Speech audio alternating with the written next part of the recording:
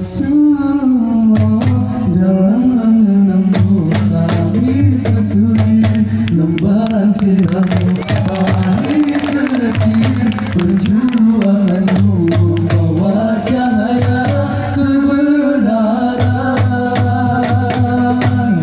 Engkau taburkan pengorbananmu untuk umatmu yang tercinta. Biar terpaksa tempuh derita, cekalnya hatimu berhamburan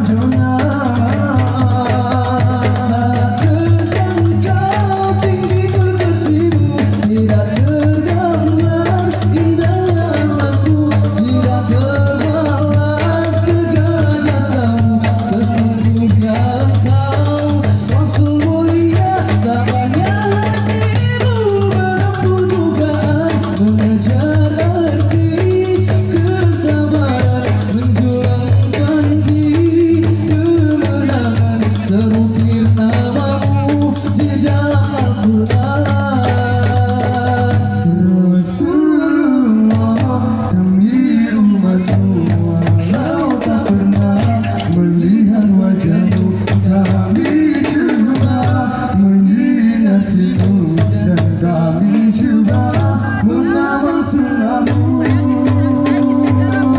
Kami sambut perjuanganmu, walau kita tak pernah bersuara, tapi kami tak pernah kecewa. Allah dan Rasul sebagai pembela, tak terjangkau tinggi pekertimu, tidak tergambar indahnya akhlakmu, tidak terbalas segala jasamu. Sesungguhnya engkau Rasul mulia, tabahnya hatimu menempuh dugaan, mengejar arti kesabaran, menjuang janji kebenaran, terukir namamu di dalam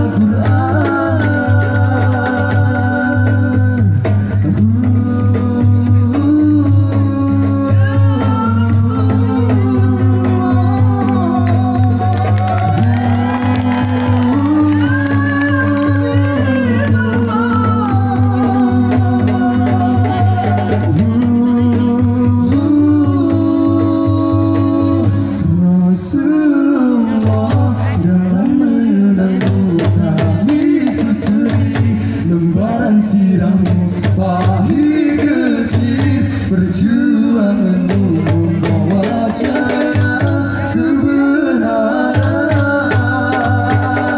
Tak terjangkau tinggi pekertimu, tidak tergambar indahnya akhlakmu, tidak terbalas segala jasamu. Sesungguhnya